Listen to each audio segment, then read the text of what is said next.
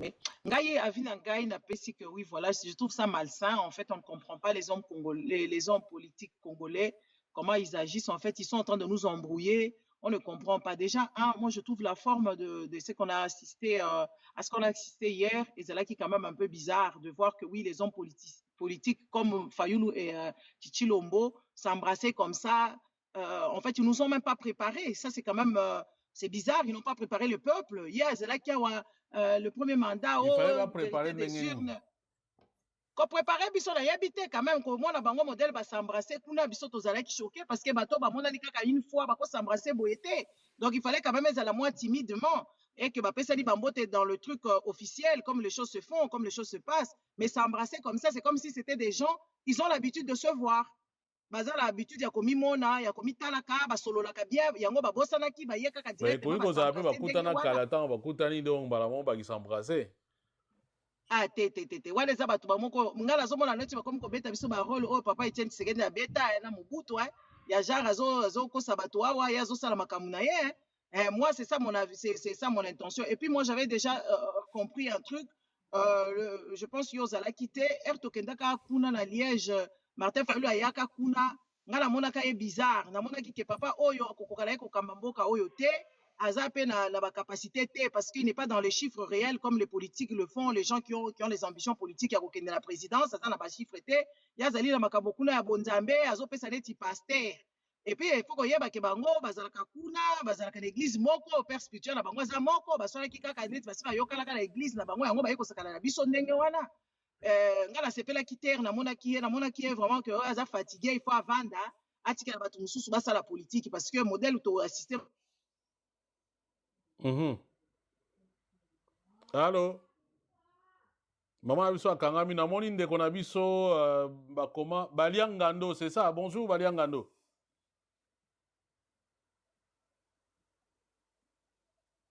Alors, je ne sais pas. Est-ce que coupure est pas nanga ou bien ndeni? Allô? Allô? Ndeko meka kwa Oui, eza Baliangando, c'est bonjour kanga? Oui, nazoka osiko. Boni. Ozo kangai? Nazoko très bien. Bien, Boni. Baliangando. Ah, Boni. Baliangando Ça zala va? bon aux États-Unis. Bien? Alors, si vous question ça, vous avez on dirait aux amoutouas ici donc au vivre ni rencontre. Dans membre ici la soutenir Fayulu à 100%. Ah, vous avez ici des mots soutenir Fayulu à 100%. Donc on peut comprendre que pour nayo aux soutenir des marches voilà ya Martin Fayulu na Chilombo alors. Mais on n'a pas d'autre choix. Tu en as deux camps.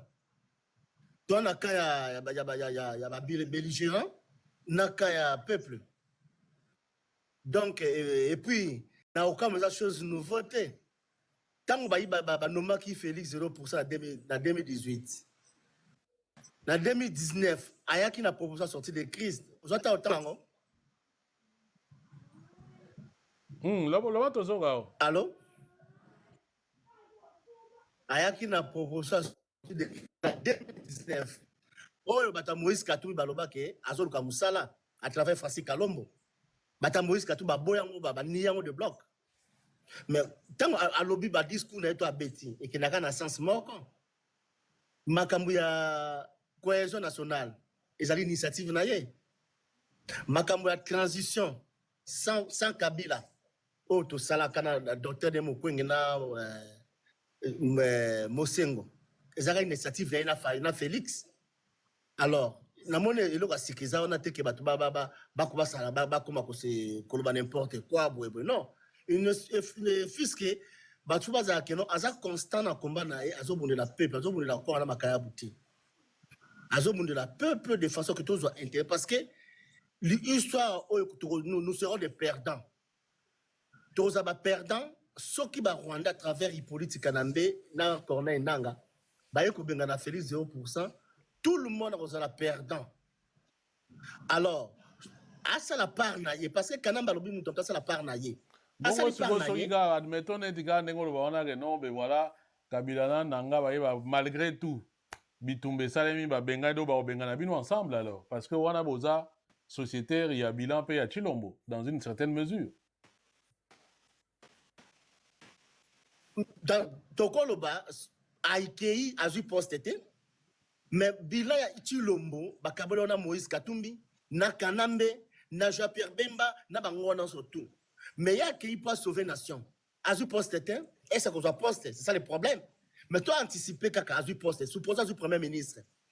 Supposons qu'il y a eu premier ministre et que à ça les démarches ou à ça qu'on envisage ou à ça qu'on a proposé de sortir de crise parce que la réforme à l'institution surtout. Et qu'il y a ça les démarches et que bah solo dans la caname bah tiens assez guerre bah on peut bah comme na Kinshasa te bah bengani peut bah tout mais Félix 0% à qui na 2018 candidat et l'autre côté comment vous avez gagné te parce que si on bah koya wana bah koya te bah bah Bible bah robo mabato ezala ba soda ezala ba taliban bah okufa bah congolais mais tous les Congolais on ndenga calme non mais parce que tant na tuni une question mogo et on a ngoli soloti na hypothèse où bah que va sali gouvernement et que malgré tout kuna bitumbe continue et comme Kinshasa donc moniteur beaucoup yanzela mona chilombo mais pas le problème mais yo yebi histoire on a tisé la cohérence de la mona mobutu mais c'est que la zonga de sous azonga soudan ce n'est pas un problème oui ce n'est pas un problème mais asala par naïe parce que bako juger que non mboke banaye couper là yo tellement ka président élu proposa ki nini c'est ça le problème parce que les Congolais to bossa na ka trop total ka sentiment oyebi ke ba tu ko signer accord signer classe commune Moïse ni fimo sodano na kana de sang pour bloquer Félix pour bloquer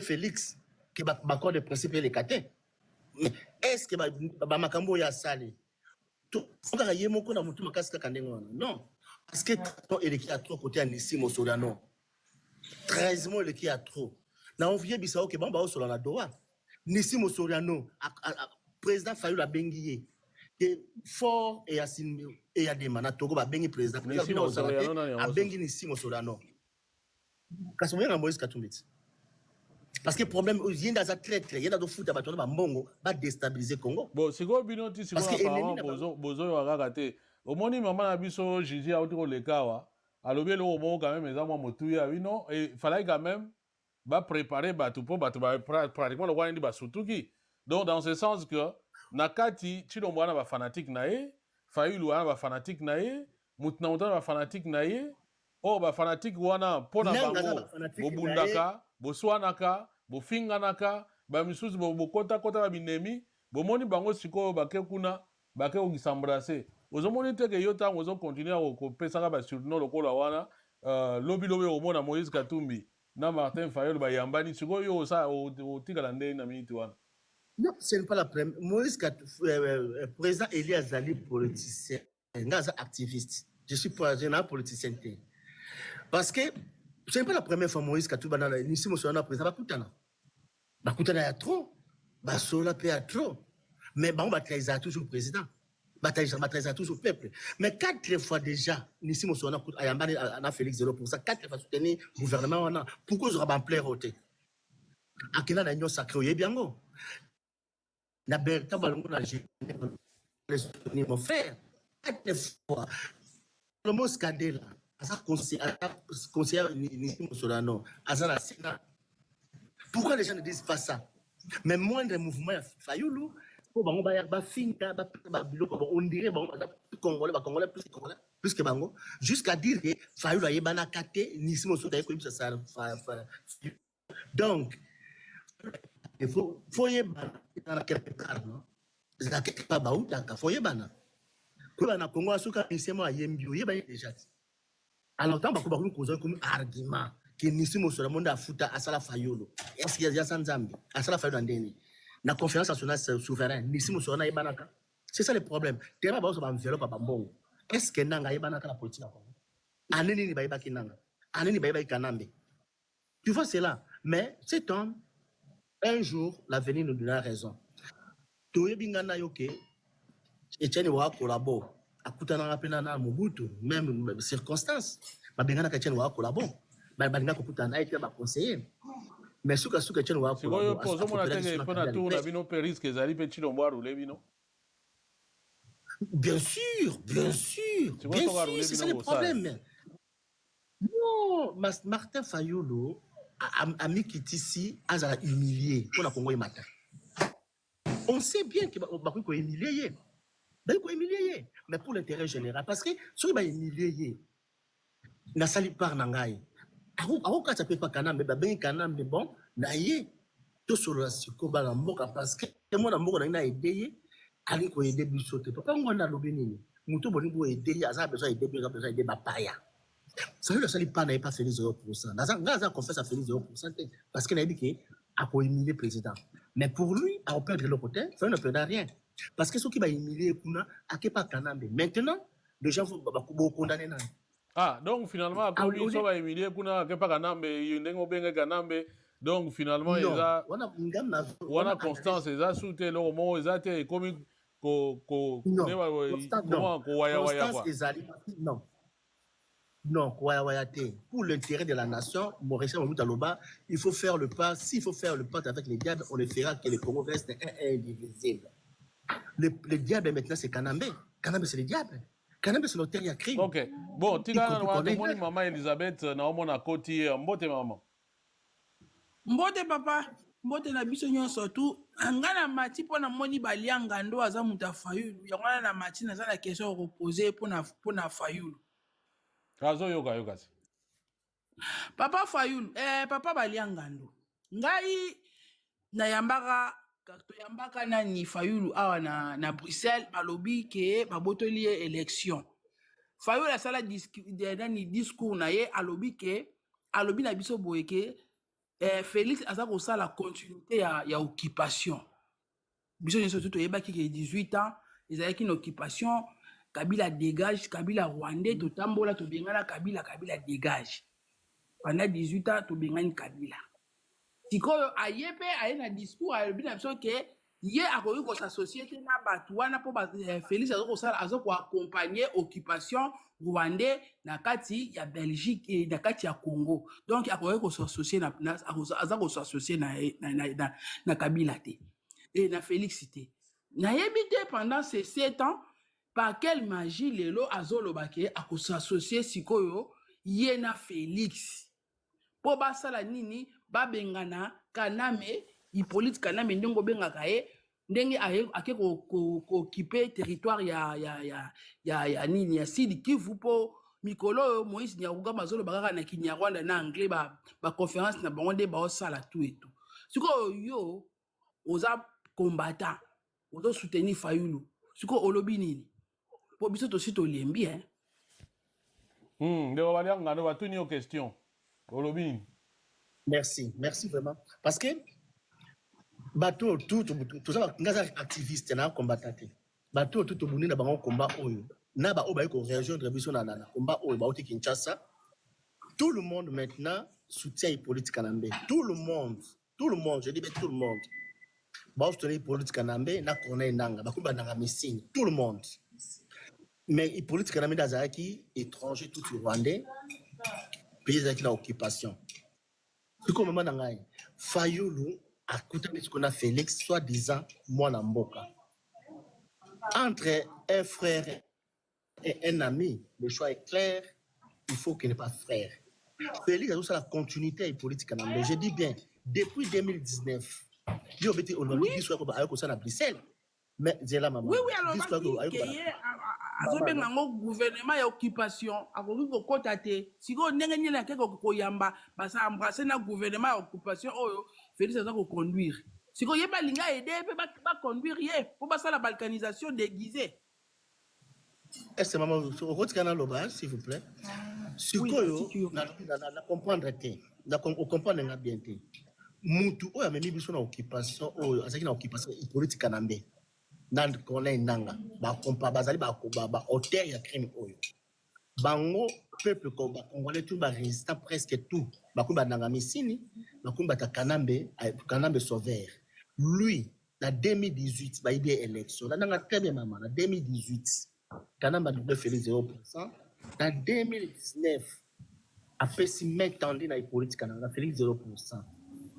Composition ya sortie de crise. nayebi soki ozwa ntango kolanda yango opposition sorti de crise na 2019 donc azalaki toujours la solution pour la Congo.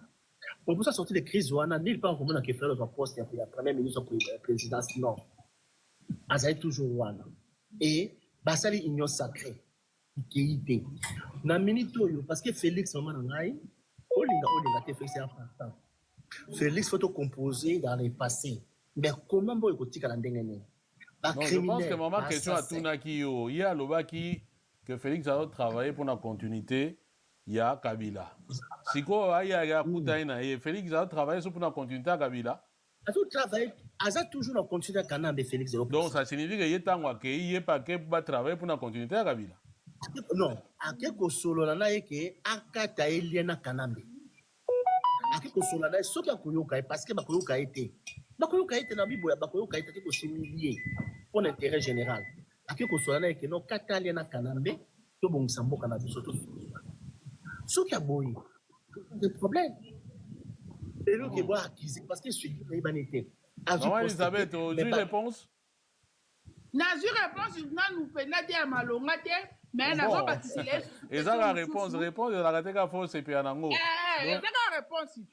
Nazo bâtissé mususu pona ebisa ndenge Félix azosala na nani azosala kaka na azosala na Kagame et na Kanami na Kagame. Oyebi John Nyakero na 2019 banomaki ambassadeur ya Afrique du Sud na ya biso ya Congo na Afrique du Sud. Leo wana na Afrique du Sud bazalaki kotelemela ba Rwandais. Ba boyaki Nyakero John Nyakero balobi ba kozwa ete parce que azalaki na passeport rwandais. Baboyaki babimisi mutakala na yenye surtout makambo nyonso mabe azali kosala babimisi yango balobi famille wana toyebi ke bazaka ba rwandais baboyaki. À un moment donné, si on te montre que Tabou Mbeki, ex-président ya Afrique du Sud, Oyo a commis qu'on soutenir M23, le M23 est légitime.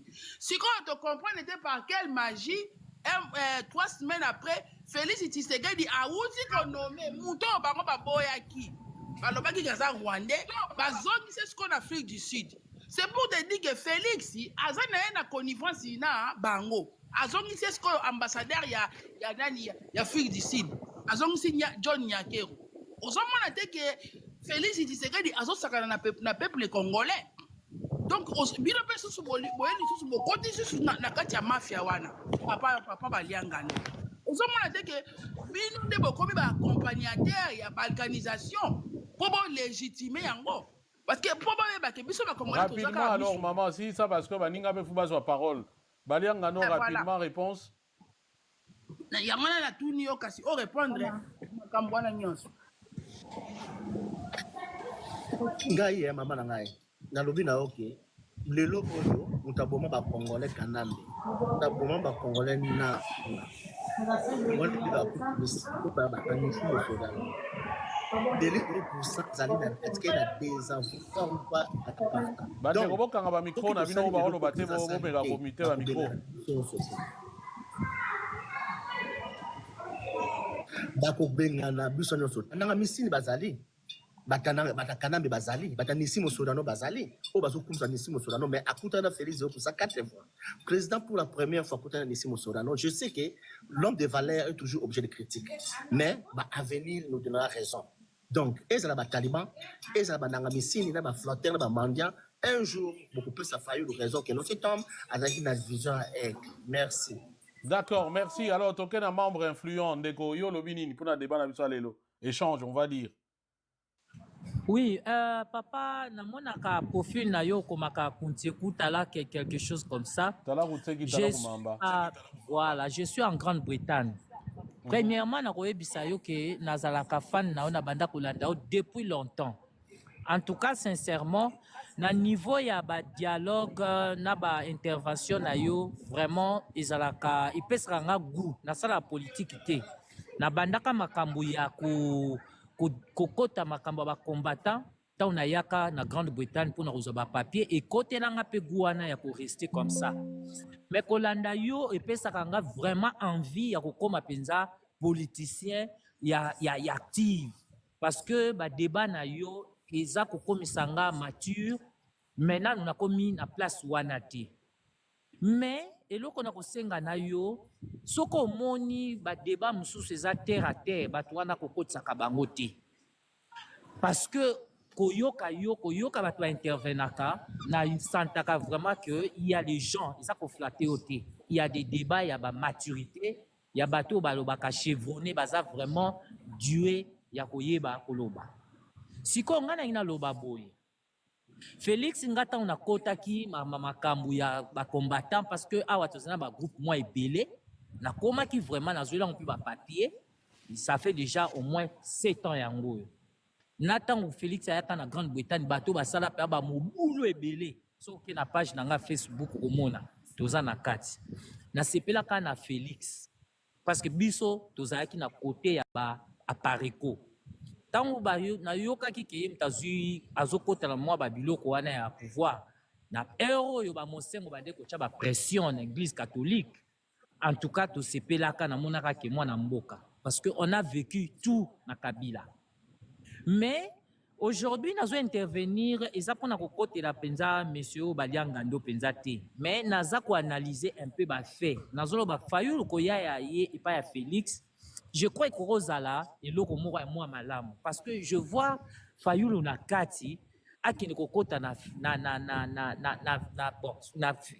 kanambe ndenge tobengaka je vois pas parce que lelo ba Moïse na ba kanambe toyebi maboko na bango baza baboko oyo ezotozoloba mpe ya makila natala baintervention na yo limbisa na kozwa mwa ata 2 ou 3 minutes babiloko babundu ya Congo babiloko makambo na sapo babiloko ya bakufa même na makambo ya IDPS na siège na ye moko tomona barosi mukende ntango bakatholike eza kotya pression po dégage Kabila dégage tomona ndenge mama Olive baboya koyamba ye na mosengo fe mosengo ava kufa akenda kosenga pardon donc on avait assez marre komona Kabila mais lelo yo peuple congolais azobosana na Kabila wana nini tomoni te tondimaki au moins Félix moi je dis yaza mwana mboka mais eloko ebomi ye peut-être soit paix à pouvoir moyibi na entourage na ye à contrôler te batu bayibi et puis lelo ekomi koboma ye ayebaki pouvoir wana tozala clair bato bazolandanga bayibi ndenge nini azwaki donc mpona yo mama na moyibi wana ye alaki na kati wana te kaka bato mosusu baoyiba na bango ye mpe azali na kati mabe oyo asali soki ezalaka babiloko bakamere ba 100 jours apinisaki mbe ata pouvoir nde toyokaka deal nga na nga nazala toujours furieux mais nayoka mawa parce que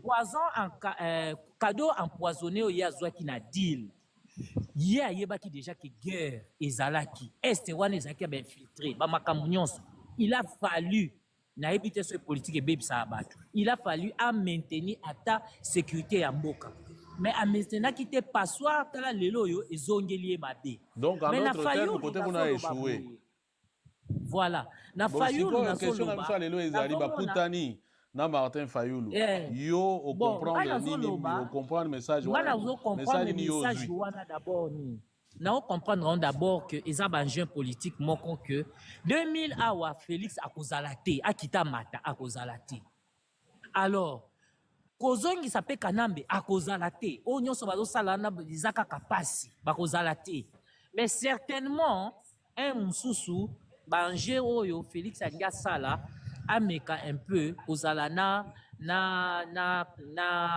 Martin Fayulu peut-être akokozala un bon pona ye a protéger bango que atika kanambe akozonga ou soit batika ye Martin azonga na ba échéance ekeya mais donc Martin rencontre peut-être Beti de sorte que ndenge Kabila kalinza no soka pesi pouvoir na Félix pour protéger ye po ndenge aza wana aza na choix te soki lelo ye ake kote ya kanambe ayebi yango bien ke alie na ngando bakoboma ye obe bakosala mabe obe bango mpe bakozala te mais au moins côté ya Fayulu ekoki kozala parce que Fayulu toyebaki ye azali maboko pembe Fayulu atane balobaki ke élection yango po lelo nanga azodeklare ke bapesaka cop na Félix bon yo nanga officiellement na institution na yo odeklaraka ke Félix mutu azwaki bongo siko soki boboyi Félix yango ezalaka nani nde azwa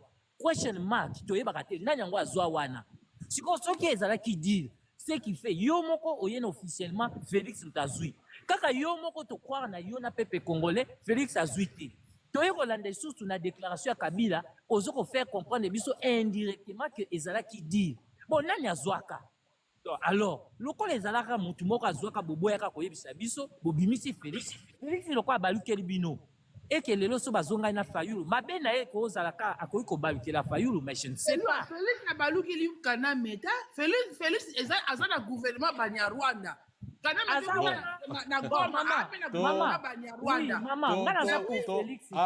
maman. Part ya kozala un peu neutre. Azalaki na gouvernement, azana gouvernement. Voilà. Occupation ya Banyarwanda. Tikanga na chiteka 1 minute. Oui, maman, chuté parce que tu vas ébélé. Aïtoyebi. Mais au moins, le quoi ba bebani na ye kanamba, balongwa parce que toza a besoin kanambe te ata Félix on a pété mais kanambe nde pété parce que maman to bosana te esika to uti to bosana te lelo yo ba nani ba senko batu ba komo critiquer bango mais senko wana basa lié na catholique wana te mte daka lelo pression même na IDPS wana zuba bieki lelo po ba banda koloba alors to muka bana mboka ba solola azala nde vrai soki nanya koya Fayulu baduka un peu ko arranger parce que toza besoin ya likambo ya biso moko ba congolais mama tokita tomata merci maman je pense que to comprendre point de vue na yo zala wana et puis bandeko mususu peut-être Odon Condor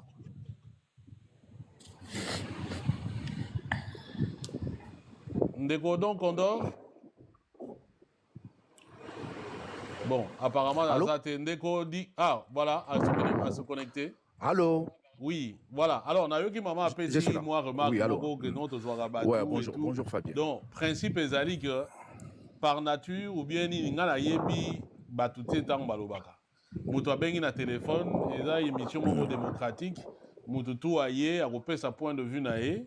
Moyen a priori to ba non moutou tel a koloba bien to koloba bien te ezate. Net awa tozo ko sabatu na yebi bango te na za mutu ya TikTok te même si on a mutu ya TikTok to ko sa ni te mutu so ka ya kodi tozui to pesi point de vue na ye après so que ça bien so que ça bien pété peut-être dans ko yoga ne to so na baninga musu peut-être ye pa ko améliorer et ainsi de suite oui ndeko Condor olobi boni beaucoup eza odon otezanga odon ndeko odon oui nalandi ba maman ndenge balobi problème ezali wana rencontre ya ouais, raconte ya Chilombona, Martin Fayulu. Déjà Félix Nengazawana aïbaka ko respect. Ouais, c'est bien, ça Odon. Ouais, Félix aïbaka déjà ko respecter Malobane moko na mon côté. OK. Félix aïbaka déjà ko respecter Malobane moko na mon côté. Na moni ndeko moko azo koma cette mesure wana ba ko sa elangote. Na landaki maman moko na Afrique du Sud John Nyakeru. Oui, John Nyakeru ba boyaka c'est aussi en Afrique du Sud parce que quand Batindaki est ambassadeur, pour n'a pas fait des routes, service secret sud-africain va mener une investigation par rapport à la personne Batindi ambassadeur. Comme on a qui à boire dans la Londres, rwandais. Après, comme congolais, Batsala qui demande explication à Kinshasa par quel miracle Mouto Azaki rwandais, mais à se retrouver congolais Batindi ambassadeur. Batsala qui permutation, Batindi na Kenya. Après, il va remplacer en Afrique du Sud. Après, Mikolo va en Afrique du Sud. Au moins, le problème, tout ça, Nazolanda Bande Koning va intervenir à Awa. Le problème, Nabiso, ils que pays Nabiso est en un complot. Complot, on a Jésus Salamana Kachamboka Nabiso est un complot. On dit que Congolais, Moussou Balandi, mon andeke na Goma.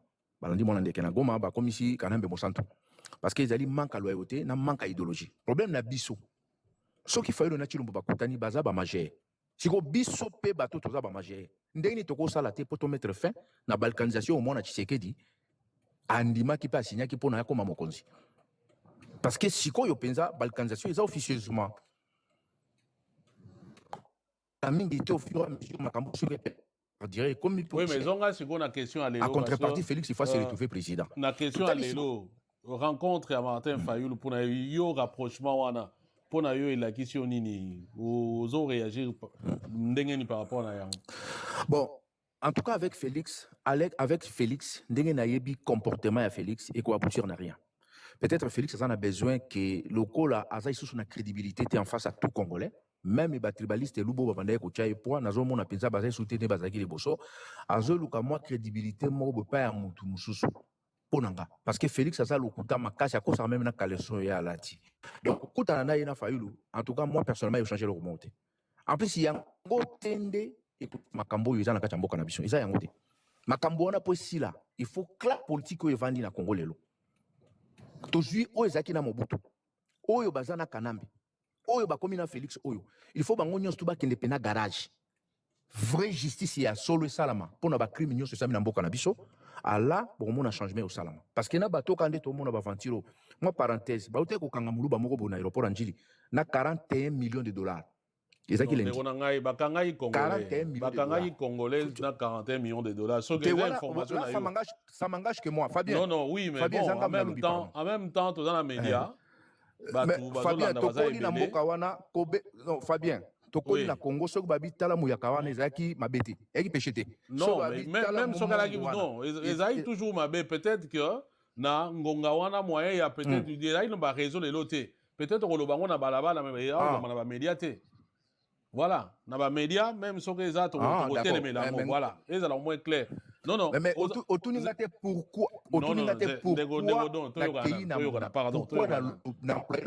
voilà, c'est-à-dire que aux la liberté, au loba, au yolingi, na espace au yo, aux la liberté au loba yango. Mais maintenant, aux en public, aux en code au pays abisso, biso za ba congolais, to juge rabato en fonction de l'unité. Yo so ba identifier na ekolo na yo voilà pona mabe yo osali yango pona na kombo ya ekolo te osali yango na kombo ya tribu oyo ozo ko appartenir te eza même ça me dérange pas olobi non moi parce que pourquoi ba bombi kombo na non problème exact est-ce que la seule façon de identifier faut identifier par rapport à ekolo na ou bien siko yo yebi ndeni kaza muto ekolo moko boye tenga na yebi kombo na ye bango ba bon mais siko pona no tangi kombo na ye te tanga kombo na ye c'est tout toza makambo belé te ngala ke na se référer wana parce que 40 millions de dollars mutako tambola ngo ye moko te faut za la groupe abato oui na ko za la pe muto ekolo voilà donc bref na ba média quand on passe en public en tout cas to éviter ba discours à bongo soko yebi kombo na ba kanga ki muto moi j'assume mes propos hein. Ngala za kwa simila nga ba propos nanga il y a pas de problème parce que nga peso traiter que ko nga péché te donc tala babilo kwa ndengo wana avec 40 millions de dollars mais bo tala pont il y a école de navigation ko tama tonge wana na kauka wana tala ndenge ngi katana tu vois donc soko tali ka gestion ya Chilombo na staff na yo wana baza bato bazo mériter même pas ta deux jours na pouvoir na mboka wana bon pour l'instant na suki ya ndeko na moto ba merci ndeko donc tokena ndeko Mister Bio nazomona wana Digi, c'est ça ou Digi ou un truc comme ça? Oui, bonjour, monsieur Fabien. C'est Digi, monsieur Bio. En fait, bonjour tout le monde, bonjour panel. Merci pour nous au Pessinga Malouba. Bon, en fait, si j'ai ça que Martin Fayulu bakutani na Félix Tshisekedi. Bon, ngai analyse nanga na sali. Pona kendevima rapide pour baser belé pe ba osinga ba demande nga analyse nanga na sali na moniki Martin Fayulu a comprendre que Félix a roumela kana pouvoir ko leka kutu Mobutu na pouvoir alingia ko makosala ba jeu lokola ya Etienne Tshisekedi à l'époque bakutana na bango na Mobutu na butu ermo ba nommé premier ministre ermo ba longoli ermo ba zongisi abimisi batu wana nde na moni bo balingi ba créer moi opposant moko boy comme Etienne Tshisekedi à l'époque ya Mobutu ya mobalingi ba chango pe na Martin Fayulu ou selon ngai posaki Nathalie déjà na élection ya 2023 soki bolandi maloba ya Martin Fayulu alobaki okende ba élection te après ndimi okende ba élection eloko mo Martin Fayulu alobaka soki boko voter ngai te bo voter moi na mboka. Mais moi na mboka wana sikoyo alobaka nani veut dire qu'il y a ebisa ba congolais qui bo voter Félix Tshisekedi parce que propagande banda ko tambola ba banda ko lobake des pères et des mères voter moi na mboka po to monaka que Moïse Katumbi pas à l'année élection Moïse Katumbi ba banda ko batu nyonso ba banda ko lobake aza étranger yango wana Fayulu pa kendaki na système wana ya division ke bo voter mwana mboka saki bo voter ngate bo voter mwana mboka veut dire que ezalaki moi comme deal na mo bena na Félix bayokanaki que comment il y avait encore qui va Mutamba pas azalaki wana Teme mukwege vraiment cette hôtel na élection tout monde a trois têtes vraiment oyo bazalaki na nini na élection mais c'est Fabien cette Hollandi na atteint la classe to comptera premier et entre premier et jusqu'à le troisième to comptera que premier jusqu'à 10e hein normalement la classe to comptera parmi les trois premiers na élection na peut to bander compter comme Félix et Martin Fayulu et Moïse Katumbi cette hôtel na élection na ndelikaki ezalaki ke babande kota la Katumbi bandota la Fayulu bandota Félix batu bazwaki pe bavoix ebele na élection ya 2023 ezalaki parmi les wana o bazwaki bavoix wana. OK, on a compris en fait le message na yo pour na yo en fait balingi ba créer opposant mususu un peu na image ya Mobutu na Tshisekedi à une certaine époque. Voilà. Oui. Tokena ndeko Ridi Freddy. Merci. Merci Ndeko. Merci Ndeko. Kitisa nongai merci papa Fabien. OK. Ndeko Ridi. Napesi bato nyonso mbote. Napesi bato nyonso mbote Mbuta Fabien avec toutes les panels. Ozo kangai bien? Si, je te très bien. OK. Ngai pona approchage oya Chilombo na Martin Fayulu.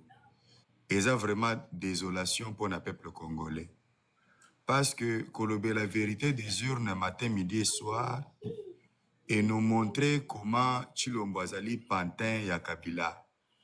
Et puis kobengi sabatu na Sainte-Thérèse bande mususu babukanaka ko sala que non voilà nous savons la vérité des urnes eza mututel ko sala sortie médiatique oyo ya kobengi sa président honoraire Joseph Kabila na Nangamisine oyo donc coordonné AFC bar M23 et puis kobengi sa bango na mesa baya to solola to ba solola ko bwa kisa liti ya basango na moni yango ezali détournement ya eloko oyo bandeko tu banda kozela pona liti ya retrouvaille ya basango to dialogue ya basango basali yango na Chilombo bayokani très bien po bapesa ye magistrature et puis bapesa ye akoma premier ministre ou bien bacha ye na place ya Mutamba ba dossier wana tout toyokaki oiza déjà ba kadiosha bango mibale baza produit ya papa Etienne Tshisekedi baza bana Etienne Tshisekedi ya tongo ndenge politique na biso mboka ezokende ndenge makambo toyebi. Alors pour le peuple congolais ezali désolation makasi parce que tomoni comment Martin Fayulu a trahir peuple oyo babandaki kozela ye quand même ki yende mutu oyo atikali quand même na maboko ya pembe soso ya pembe mais banungu e banda kotambola banda kala ki oui azaka na manjoa et loko Félix asali ateki en public ke nazola kisabino mutu tozalaka na ye o tosalaka na ye ba aventure ya politique congolaise mais eza moi parce que ndenge ya bengisaki Joseph Kabila oyo na mboka basi ba déshabiller ye obengisi tata ya batu bosi bolongole bilamba aza na immunité moko te donc boko bengisa ye siko po ya kosala nini en tant que qui mutu oyo apesi discours na ye na Naimiebi na Nairobi alobaki azokita Kisasa po akende kobongisa makambo eza na mboka na ye bino bosali déjà ba acharnement bokomi kolukela ye ba problème ko saisir ba bien na ye ko pesa ye 48 heures soki 20 heures du temps. Alors mwana nyonso na ndako na bango soki mwana ke musika lobino na ke na ndako papa to bongisa ba problème familial eza kuna papa yo moko bengani mwana wana ko kende pa ba voisin akokende ka epa ya bandeko oyo boyebi bien baliaka bolia na déjà ba fufu. Alors Joseph Kabila kepe pays mususu te bango moko te batikala ko balkaniser mboka officieusement pour Joseph Kabila azala interdiction ko kende Goma ezaka mboka Joseph Kabila makambo ezoleka entre nani Chilombo na nanga etali Joseph Kabila te. Joseph Kabila aza na droit ya kokende Bukavu, ya kokende Uvira, ya kokende partout na kati ya Congo. Congo eza mboka na ye. Soki pe a choisir que bato bandeko na ye kuna bazali munoko moko bakoyamba ye na bolingo to bakobatela ye bakoya kopesa ye mbote, aza libre. Na constitution na biso o etangami trahison tomoni o Tshilombo asali na article 56 na 57 ya constitution na biso ezali haute trahison. Alors bango bakoko yebisa biso te makambo bazobisa biso lokola bana mike biso tomoni ba accrochage oyo ezali pona ko endormir peuple congolais. Tshilombo alingi akima atikela Martin Fayulu ebonga que non yo lokolo za vérité des urnes yaka to travailler en collégialité ce qui est simbité ngana kokende na ngai Dubaï to Belgique to sto yoki déjà makambo wana. Mais Martin Fayulu akoko sala ngo na sens wana te parce que fête ya Tshilombo ekomi nango na suka. Fête ya Tshilombo eza sto que fête moko te que non ya ko bengisa ba invité. Eza fête oyo ye okuti basani bazo sokola déjà okuti don bato bakoma okende na bango. Tshilombo atikala ko respecter mutu moko te na mboka, quel que soit niveau, quel que soit valeur politique. Azana accord moko te oyo ekosansa musa Martin Fayulu na valeur oyo ba peuple congolais banda ko zelaye akende na biloko wana. Akende kokota libala et pas tata oyo abalaka matin midi soir. Azana mabala contrat ya ndenge na ndenge. Donc pendant terme, donc pour yo Martin Fayulu sera roulé par Tshilombo parce que de toute façon il a illusion sera quand Tshilombo va tirer le pouvoir. Token à révérend voilà. Dadé. Merci beaucoup pour attendre. Ridi, Freddy. Révérend okay. Dadé.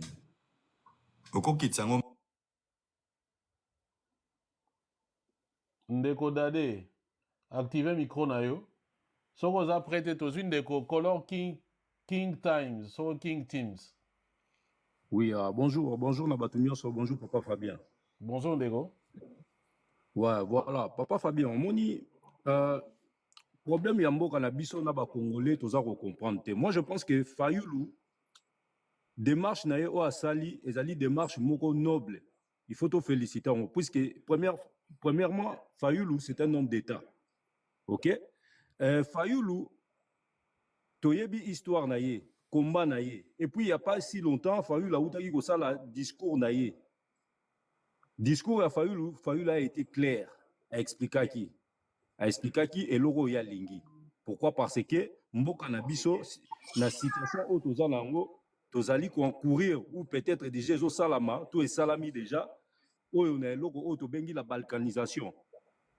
Ozomona koyoka par exemple bandeko ndenge bazoloba bazo traiter Fayulu de tous les noms, bazo ko accuser ki alinga sala soki mais ngala zo comprendre te. Lelo oyo faut comprendre des situations oyo mboka na biso ezala yango. Na batu oyo bazali liboso ya makambu oyo ezomema biso na situation oyo. Comme les M23 par exemple. OK? Lelo toyebi nanga azana rébellion na batu azana bango na mupandi kuna. Mais batu wana bazali soutenir na banani. Toyebi yango Rwanda les pays voisins eza ko soutenir bango. Et puis so totali eloko nini oyo M23 na batu na ye bazali ko réclamer to balingi ba installer. Est-ce que ezali eloko moko ya malamu pour na biso? Ezali esika il faut se poser la question. Moi je pense que Martin Fayulu en tant qu'un homme d'État, en tant qu'un politicien ya mboka na biso RD Congo, il faut aluka non ba politicien ya mboka na biso puis bato bazali na pouvoir ya en place. A solola na bango po ba luka solution ou ezali importante ou nécessaire pour na biso peuple congolais. Ozomona. Donc bato bazoya awa pona ko ya ko critiquer Fayulu ngala zo comprendre bango te. C'est comme si toyebi eloko to lingité. Ndeti par exemple ko yoka discours ya ndeko nanga awa uti ko kita awa tanga zo lobake Fayulu peut-être bakoti la bokondi parce que yende mtazala ki le président Eli Félix akokende na yeso ki Dubaï yeso ki machin tout ça mais tiko ya lingi nani ya ko zo place wana après. Hein? Kabila ça la kisi biso véritable face na ye. On peut dire tout ce qu'on veut puisque moi na soutenir la pouvoir en place.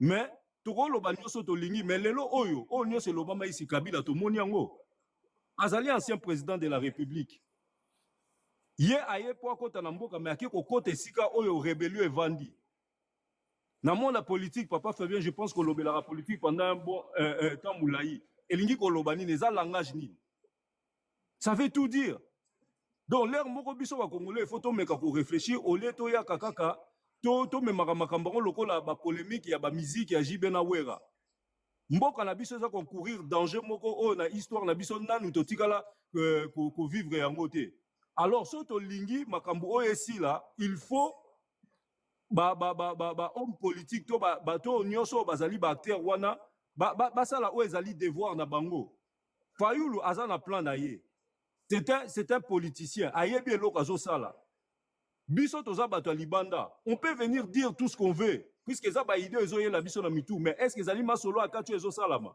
moi je ne crois pas alors je pense qu'il faut tous un peu réfléchir to meka kotala ko juger bango selon situation ndenge makambo ezokende ole ya koya kotia ba émotion tozo lobaka poto loba mais tozo sala étude na ba enjeu o ezali sur le terrain te c'est ça qui est grave donc voilà niveau la biso wa congolais tozo comprendre vraiment ba enjeu tozo sala ba merci Ndeko merci je pense qu'on a compris un message dans on repose à 3 minutes dans mon toit développer point de vue naé après soko mutaro contredire toujours au contredire mais tout ça quand même moi équitable na comment na répartition il y a parole alors nazo zwabino en fonction de bozo côté là tozwine de ko mwanza Rachdi. Bonjour Ndeko Fabien, en tout cas c'est un plaisir comment on a yo na TikTok. Destination. Bon. Il y a un bruit là, voilà. Et il faut dire que TikTok est un monde à bana, donc il faudra absolument faire attention. Donc moi, ce que je vous conseillerais, c'est d'abord qu'on soit un modérateur, parce que c'est vraiment important, parce qu'un mot prononcé de travers un live et qu'on faire chuter live, ou voire même un commentaire, un assez. C'est à ça que ça servent les modérateurs, donc on gérer un peu ma campagne. Bon, concernant ce sujet, et Zélo Gomogo, normalement, dans un monde utopiste, gouvernement, il y a union nationale et Zélo Gomabete. Parce que c'est ce que Fayoulou veut, en tout cas. Même Sogi Bazo Megako avancé un peu masqué. Mais gouvernement, union nationale, et ça, la mara surtout, tant au pays, ils ont confronté une crise majeure. Et aujourd'hui, Tomonique Mbok, ils allaient vraiment en proie à la balkanisation. Donc, gouvernement, union nationale, et c'est le mot simple, où il s'agit si la force majeure n'y a son politique en boka. Pour n'aba kende bango tout na front moko uni. Donc, bah divergence na bango de côté pour ba sauver mboka. Ça, c'est dans un monde normal. Mais si on a un monde, il y a l'élo, na monde, il y a Congo, na biso, qui sont les acteurs où bani ba former gouvernement national? Pour l'instant, nous voyons d'un côté l'usurpateur Tshilombo et de l'autre côté Moutoubaï Bagi pouvoir Fayoulou. Du côté de Tshilombo, nous savons clairement que Azani Moutoumoro a Kosaranae. Donc c'est quelqu'un qui n'a jamais respecté la moindre parole. Je crois que Fayoulou en a fait les frais. Dernièrement, on a tourné au Prince Epenge, mais j'ai comme l'impression vous êtes des masochistes au fait. On dirait que vous aimez bien que Babé Tarabino Fimbo à chaque fois. Bokendagi Genève, Tshilombo Balouki Elibino. Boké ba élection, Tshilombo Balouki Elibino pour gagner à qui coopérer na Kabila. Les lois les sous-bozo paye ça et crédit. Mais quel crédit accorderez-vous à cet homme qui n'arrête pas de trahir Batunion Soba Poussani Pembeni?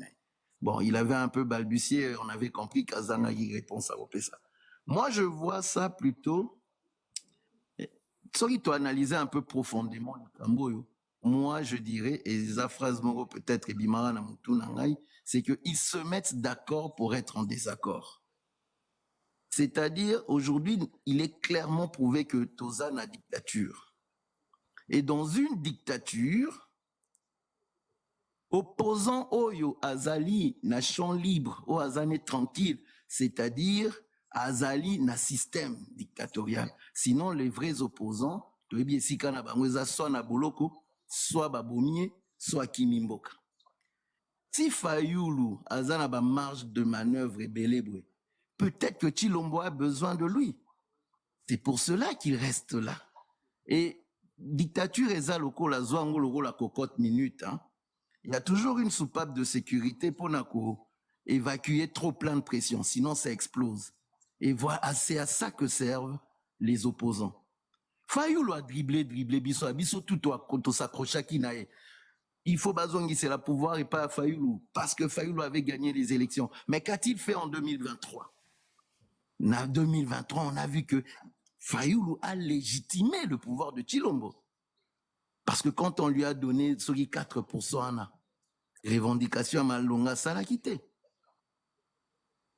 Disons les choses clairement. Même si je ne veux pas entrer dans la théorie conspirationniste, il y a Péro et que Pessa Kaembo. Mais je veux dire, ça peut aller dans ce sens-là. Parce que tout le monde a dit que à Boaginam kokende élection, à Nimi, et puis à Ligne kokende Samba, Prince et Penge, à Keyemoko. Mais c'est quoi ce jeu? Et aujourd'hui, le fait que Akei Koumon a Chilombo, Akei pas Chilombo en tant que qui? Dans Chilombo, c'est son président. Donc aujourd'hui, il n'y a plus question de vérité des urnes. De toute façon, vérité des urnes, et les gars, on a l'élection en 2018, pas l'élection en 2023. Merci, donc, en tout cas, je pense qu'on a compris le message. Merci. Merci. Merci, honorable Luc. Non, on a Luc, c'est ça, honorable. Papa Fabien, on a posé question pour ça Kiti na épée. Mais maman, si on a question Zélie pour toujours passer la parole après ceux qui voilà, n'est qu'honorable. Oui, merci Papa Fabien. C'est Lucien Grandon à Paris. J'interviens en particulier à Paris. Merci beaucoup pour le panel Oyo. Donc, on s'appelle trop comme on a eu un panel Oyo. Alors, nako kenena sens il y a des conabis intervenants qui awa au sujet à positionnement et à Martin Fayoulou. Le Congo traverse une situation Oyo mbo cannabis eza penza ko kende malamuté avec cette guerre d'agression. Oyo bapaya ba imposa biso ça fait plus de 20 ans. Toyebi biso nyonso to na diaspora nde totelemaki contre Kabila. Lorsque nos hommes politiques s'affichent avec Kabila aujourd'hui, on les applaudit parce que Assimi Mandouki pona bundisa mboka. Parce que moi je trouve pas que Kabila zo bundisa Félix on va zobenga Chilombo. Ba eko boma biso ici. Toyebi yango bien durant ces 18 ans, il y a pouvoir comment les Congolais vont souffrir. À la diaspora, tous qui humiliés. Toyebi yango malamu, batwanda omona biso lokola banyama biso ba Congolais, batwa musique kaka, batu ya bas apologie. Et la tendance, la donne avait changé parce qu'il y a une diaspora, une nébuleuse, et Mataki, Botamakiawa, de chaque pression, on a réussi. Il y a quoi asphyxier le régime criminel et sanguinaire Yakabila. Nanya bosani ba mort na biso ezala ko traîner ba corps bibemende ko traîner na ngambo ya Brazzaville. Ba vidéo les cas awa ba congolais boya ko lota bibemende. Déjà ba tangaza plus na sujet hein bon ba dini comment c'est bien de okay. Ça la moi développement là mais sinon temps et ça mais OK plus na sujet. OK. Nini na yo compréhension na yo réaction na yo na rapprochement Martin Fayoulou. Chilombo, c'est ça la vraie question. Voilà, le rapprochement est bon. Pardon, est bon, parce que Martin Fayoulou Nengazaboye a Bundeli Mboka pendant longtemps. Aux côtés, il y a UDPS, tout comme Partignon, surtout Bazala qui est en opposition. Les lots de situation toujours traversées au Senga, une dynamique et salima. Basangana, Bazaba Congolais pour l'intérêt national. Lelo oyo mboka ezali confronté na situation ya guerre d'agression oyo komima biso na balkanisation tomoni na Doha ba revendication ya M23 bazali kosenga nini autonomie et gouvernement central a boya ya RDC aboyi Martin Fayoulou lelo soka se rapproché auprès ya ndeko na ye Chilo. Allô ndeko. Allô. Allô? Oui, au Katana Kimuke. Déjà, il a Ok. précisé que l'information, on a que M23 a 5 autonomie, anini bango kuna bazo démentir ango. Babi non ezali kadi Bon, osha. logique ezaka bongo parce que avec ba sanction oyo bazui lelo bakangi Goma bazaka na Goma. Ce bazaki na ba intention ya malamu ya ko libérer ba ko na Bon, bango. maintenant avoir une intention Merci. et que batubaye balobi que non basali boye, je pense que ce sont deux choses qui sont tout à fait différentes. Bon, rumeur et qui Biso wa eza bato vérité to lingara que mutuaye alobi moi en tant que journaliste ceux qui n'a recoupé info na moni que non version les autres mais bongoté je viens je vous dis non version les bongoté le fait de la autonomie ainsi de suite en tout cas bango va démentir abi non eza lokuta. OK. Voilà. Maintenant il se pourrait que ba wangani je n'entre pas aussi dans l'intention na bango il se pourrait que ba wangani mais en tout cas va démentir on va dire non ce n'est pas ça. OK. Mais de toutes les façons, les longues positions bazali wana babimité bazo revendiquer nécessairement barambo bazali ko revendiquer dans le passé, le mois passé, la semaine passée, tout le monde qui il parlait déjà il y a dans ma déclaration à Bango que bazana pour défendre ba swahiliphone na ba rwandophone lelo bazawana babimité donc voilà, on comprend.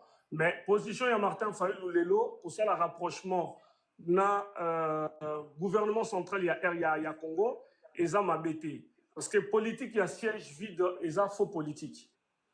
Il faut bazalawana ba travailler ensemble parce que crise eza comme on traverse une crise qui est majeure. Tout le monde a même on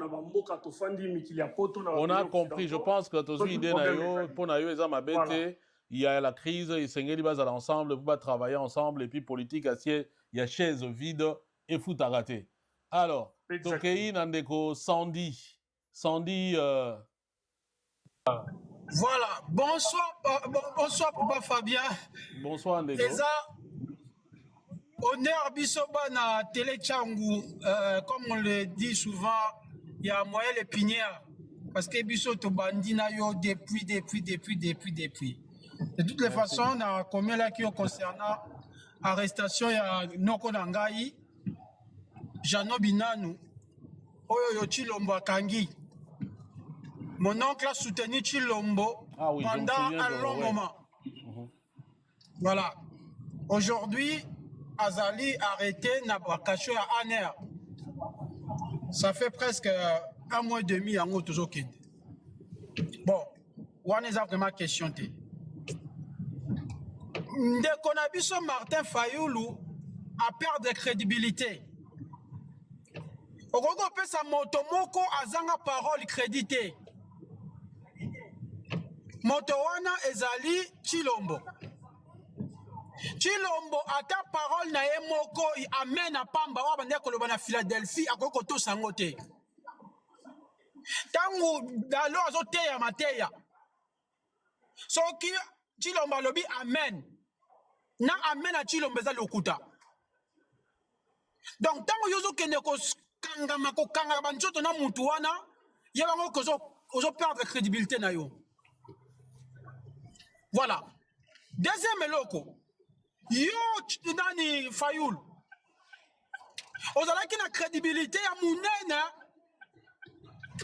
face à 3 Dupont, Nanga, Kabila, Chilombo, obakenda ko négocier pouvoir wana. Bato abotolo pouvoir bato wana misato. Lelo yo inde kopesa bango babeki. Obandaki epa mutu na yo Kabila. Osilisi Kabila okei sikoyo epa moninga na yo Chilombo. Lelo balongoli yo Sénégalais epa ba Tshisekediste ba komisi yo Congolais nanko. Mais attendez. Vous devez savoir que ceux qui peuvent appeler sur crédit et sengelo batela crédit wana. Sikoyo espoir a munene bato apesa na yo. On a compris qu'on a vu ça Sandy. Donc, en d'autres termes, Sponayo, c'est une déception. On comprend dans côté et puis aux autres regretter Ndenge au soutenant Martin Fayulu, si je comprends bien. Donc, à perdre de crédibilité, naïe. Message non isaïe. Ah oui. Voilà. À perdre de crédibilité. Ndeko Msusu, Ndeko Kimbangu. parce que naomona awa soki tokontinue kaka boye donc nakolala awa mpo namoni bato baobakisama kaka nayebi isamaka mboka bana bo nazwa kaka ya suka moko kimbangu ndeko kimbangu olobi boni.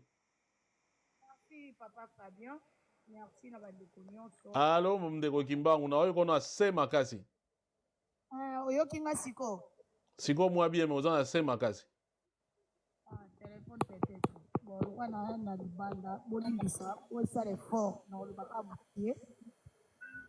Mbote vraiment papa Fabien eza mama te. Naye kosala analyse lokola peuple Congo. Bamibali na biso ya Congo pesa biso soni pe pasi. Toza na mboko eza na démocratie. Mutu na mutu aza na droit ya kosala. Maman mais quand otala na micro na yo oza na se makasi vraiment. Ça va Siko? Moi bien mais oza quand même na se par rapport à baninga mosusu. Non, comprendre, c'est bon, ça même sur téléphone, on comprend. Mais ça va un peu. Ça va un peu, Loba, mais c'est quand même bon, Loba quand même. Merci vraiment, papa. Problème est ça, Martin Fayoulou, il y a une élection en 2018, il y a une photo bien. Moutoyo a joué une élection, Martin Fayoulou a fait ça quand Félix et Zalara Nanga na Kabila. Donc on va comment le roi à Congo.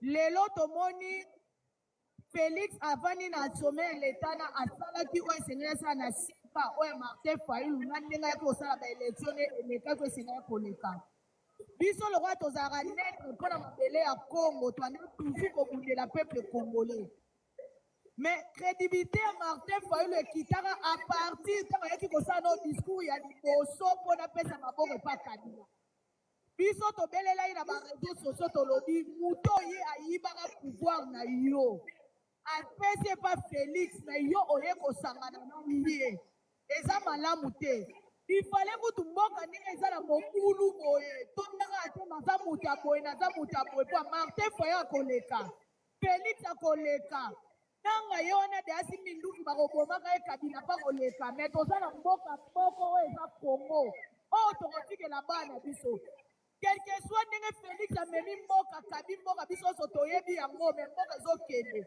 soki esengi ke Martin Fayoulou soki akosangana nga na belela yango c'est mieux osangana taka Félix me Kabila te mpo na Kabila na Félix bango mutu bakomisi biso na moma oyo mais sikoyo Kabila soki ya solo Félix aobalola Kabila yo ifo oya mpo na intere ya mboka oyo akosangana badianga do témoin lelo Martin Fayoulou akokutana na Félix mpo na lemso intere ya mboka depuis no mo tata na biso mibala biso bokomi ke Félix arespectaka badile na ye te crédibilité na yo Martin Fayoulou ekokita Martin Fayoulou avandaki déjà Félix abande kotravaille wana boyebisanga eloni Martin Fayoulou baplace akendaki oyo ememi biso na libération ya Congo botika mboka ezokende mboka eza esu ya biso te bamibali bolamuka nayebi te bino baya kombata bolingaka komba oyo esila te tokamamaka bisika toza baesclave ou pas Félix ateki mboka asali mabe toyebi yango me bango nyonso bauti na ekole etienne wakolango